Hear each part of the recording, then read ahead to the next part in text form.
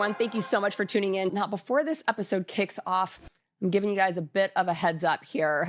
Due to circumstances out of our control, this episode was previously filmed at AmFest, and unfortunately, they moved Media Row inside the exhibitor hall under a really loud speaker. So that caused us a bit of a challenge with the audio, but please hang in there with us. Give it a listen because this episode is filled with an amazing guest with a lot of interesting things to say. And if you wouldn't mind giving it a like, giving it a comment, and giving it a share, that would just really help us continue to bring even more interesting people on and help them share their messages. Thank you so much.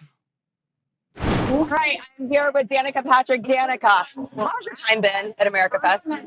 Good, quick. I mean, last night came for the sort of opening round of speakers, which they were fantastic, and stayed all the way to the end to see Tucker because, you know, it's honestly Tucker's speech last year that inspired so much and me, and as well as also inspired the speech that I made. And, you know, it was all about truth, and I just am very, very passionate about the truth. Okay, so what was building up for the years leading up to you hearing this Tucker speech that kind of changed the trajectory of what you're doing now? I would say the health stuff of what's going on in the country probably has motivated me the most because it feels like I can't get away from that. Like, I'm fortunate enough I can get away from a lot of problems, it feels like, but like when you start affecting my daily air I breathe, water I drink, food I eat, medicines, doctors, all that, like course of action, that's the stuff that, and for poor parents and their children, and having giant confusion about what to do with vaccines now and how to take care of them the best. It's and they don't know where to go to find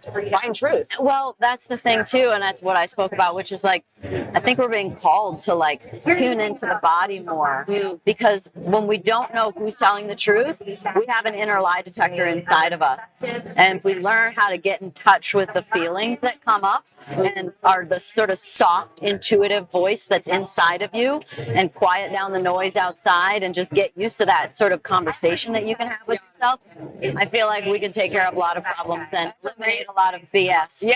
As a race car driver, though, do you feel like you are more in tune with that, or do you feel like you had to suppress that at some point? No, that's actually a very insightful question. It's something that I've had to cultivate after racing because I was more out of touch with like emotions because it was like, do the job, do the thing.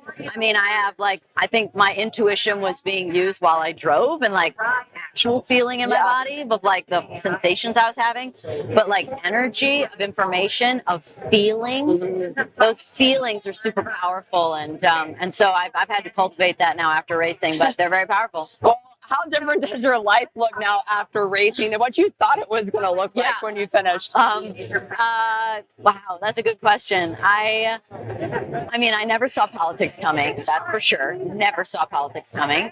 And I guess, you know, I have like partial jobs everywhere, like a little bit of my wine business, my podcast, speaking engagements, endorsements, politics now. Like, there's just like, and so I guess I never pictured how it'd look, but it's very cool to be able to have so many different aspects of my life alive and have great people to help me make sure they all keep going. Is there one in particular right now that is you feel like is more impactful? Well, I think that the work over the last 4 to 6 months and a year since I came to AmFest last year, which was the turning point for me, I think that was some pretty impactful stuff. I mean, I'd love to feel like it made a great impact. Even if it made a small impact, that's enough, because it took a lot of people doing a lot of little things and a lot of big things to make that happen. And the fact that we won in such a landslide, to be able to take over, like to win all the swing states, to win the House and the Senate, and now, you know, there's so much power now. And I think that we have the right people in power to use that correctly. Yeah. How do you think, in what kind of ways do you help people like build resiliency in their life? I mean, because look, Americans are supposed to be known for being resilient. We lost it, it feels like, for a little bit, but like, well, there's a saying, and I always get it wrong, but it's like tough times make weak men make weak. I never get it right, but y'all know what I'm talking about. And I just think we're in a cycle, right? And I think we're building strong men. And Charlie spoke about it on stage yesterday that we have more Republican, conservative young boys now than we ever have, and so I think that, conservatives are instilled with the value of working hard and family, and I think these are some things that we got away from. And but I think that everything kind of goes in cycles, and I think we're about to hit an upswing. Yeah. And it's as has been prophesized, perhaps the golden age. Awesome. Well, what is the last message that you want everybody here in this audience to hear before you leave? I mean, it's an extension of what I was talking about earlier on stage, which is just to speak your truth, because your truth carries a frequency that resonates with people.